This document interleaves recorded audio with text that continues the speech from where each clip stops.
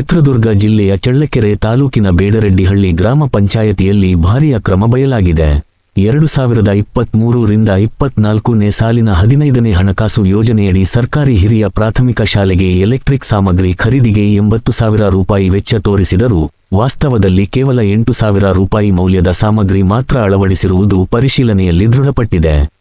ಸುಮಾರು 72,000 ರೂಪಾಯಿ ದುರುಪಯೋಗವಾಗಿರುವ ಹಿನ್ನೆಲೆಯಲ್ಲಿ ಅಂದಿನ ಗ್ರಾಮ ಪಂಚಾಯತಿ ಅಧ್ಯಕ್ಷ ನಾಗೇಶ್ ಹಾಗೂ ಅಂದಿನ ಪ್ರಭಾರ ಪಿಡಿಒ ಕೊರ್ಲೆಯ ಇವರಿಂದ ತಲಾ 36,000 ರೂಪಾಯಿ ವಸೂಲಿ ಮಾಡಲು ಅಧಿಕಾರಿಗಳು ಆದೇಶಿಸಿದ್ದಾರೆ. ಆದರೆ ಜಿಪಂ ಸಿಒ ಹಾಗೂ ತಾಪಂ ಇಒ ನೋಟಿಸ್ ಜಾರಿ ಮಾಡಿದರೂ ಇದುವರೆಗೆ ಹಣ ಮರುಪಾವತಿಯಾಗದಿರುವುದು ಗಂಭೀರ ನಿರ್ಲಕ್ಷ್ಯಕ್ಕೆ ಉದಾಹರಣೆಯಾಗಿದೆ.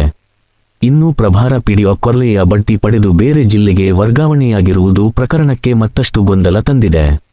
ಸಾರ್ವಜನಿಕ ಹಣದ ದುರುಪಯೋಗದ ವಿರುದ್ಧ ಕಠಿಣ ಕ್ರಮ ಕೈಗೊಳ್ಳುವಂತೆ ಸಾರ್ವಜನಿಕರು ಆಗ್ರಹಿಸಿದ್ದಾರೆ. ಹಲೋ, ನಮಸ್ಕಾರ. ಸಿಒ ಸಾಹೇಬ್ರಿಗೆ, ಯುವ ಸಾಹೇಬ್ರಿಗೆ, ಎಲ್ಲಾ ಮೇಲಧಿಕಾರಿಗಳಿಗೂ ನಮಸ್ಕಾರ.